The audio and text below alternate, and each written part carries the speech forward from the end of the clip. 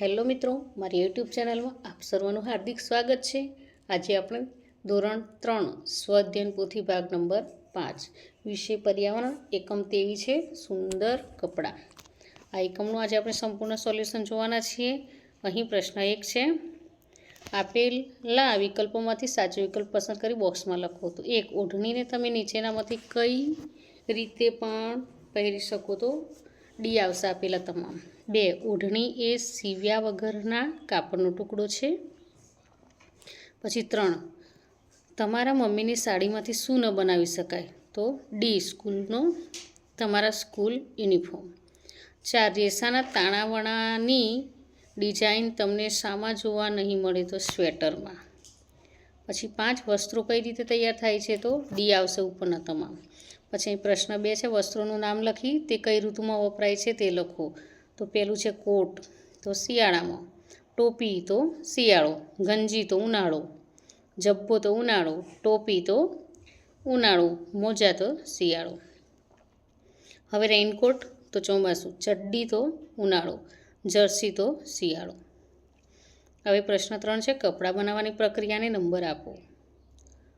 તો અહીં આપણે કપડાં બનાવવાની પ્રક્રિયા આપેલી છે, તેમાં આપણે નંબર આપવાના છે 1, 2, 3, 4 પછી આ દોરો બનાવવાની, ઊન બનાવવાની છે, એમાં પણ 1, 2, 3, 4 નંબર આપવાના છે। હવે પ્રશ્ન 4, કાપડ પર ડિઝાઇન કઈ રીતે છાપી શકાય? તો કાપડ પર ડિઝાઇન છાપીને મશીન દ્વારા ભરતકામ કરીને કરી શકાય। પછી આગળ 2, તમારા ઘરમાં કયા કયા વસ્ત્રોમાં ફૂલ અને પર્ણોની ભાત જોવા મળે? તો મારા ઘરમાં સાડીમાં, પગલું ચણિયામાં, શર્ટમાં, બારીના પડદામાં, ઓશિકાના કવર પર, બેડશીટ પર ફૂલો અને પર્ણોની ભાત જોવા મળે છે।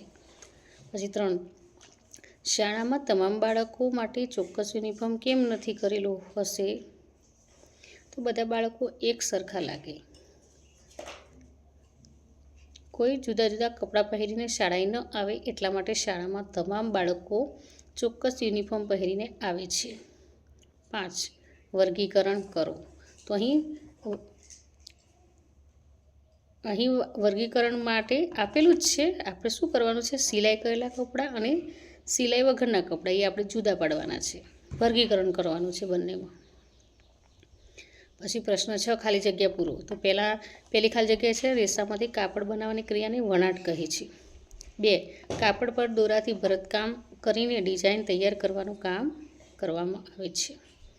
3, છાપકામ કરવાથી કાપડ પર સુંદર ભાત તૈયાર થાય છે।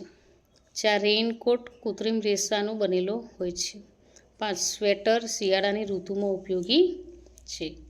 હવે પ્રશ્ન 7 છે, નીચેના વસ્ત્રો શામાંથી બને છે તે જણાવો। તો સ્વેટર તો ઊનમાંથી બને, રેઇનકોટ તો કૃત્રિમ રેસા, ટોપી તો ઊન, તમારો ગણવેશ તો સુતરાઉ કાપડ, હાથરૂમાલ તો કપાસ। હવે પ્રશ્ન 8 છે, નીચેના પ્રશ્નોના જવાબ લખો। તો કપડાને આકર્ષક બનાવવા શું શું કરી શકાય? તો કપડાને આકર્ષક બનાવવા તેને સીવવામાં આવે છે, તેના પર છાપકામ કરી શકાય, ભરતકામ કરી શકાય, વિવિધ આકારોમાં સિલાઈ કરી શકાય।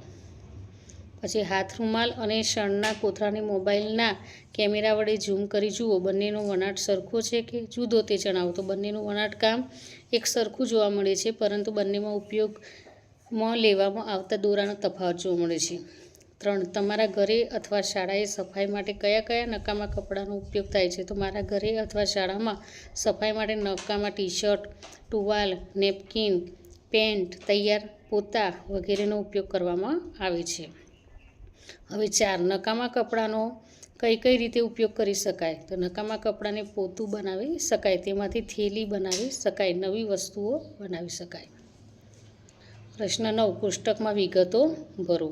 અહીં જગ્યા, પ્રસંગ અને તમે શું પહેરશો એ, શાળામાં શું પહેરશો, લગ્ન પ્રસંગ, મુસાફરી દરમિયાન, જન્મદિવસની પાર્ટી, હોળી, રાત્રે સૂતી વખતે, મરણ પ્રસંગે, દિવાળી વગેરેમાં તમે શું પહેરશો તે આપણે અહીં લખવાનું છે। હવે અહીં પ્રશ્ન 10 છે, નીચેની જગ્યામાં કાપડની કિનારી માટે સુંદર ભાત તૈયાર કરો અને તેમાં રંગ પૂરો। તો અહીં મેં સુંદર ભાત તૈયાર કરી છે, આમાં દરેક બાળકે મનપસંદ રંગ પૂરવાના છે। તો મિત્રો, અહીંયા એકમનો વિડીયો પૂરો થાય છે। જો તમને આ વિડીયો ગમ્યો હોય તો લાઇક, શેર અને સબસ્ક્રાઈબ ચોક્કસથી કરજો, અને હા, જેને જરૂર હોય તેને શેર પણ કરજો। બાય।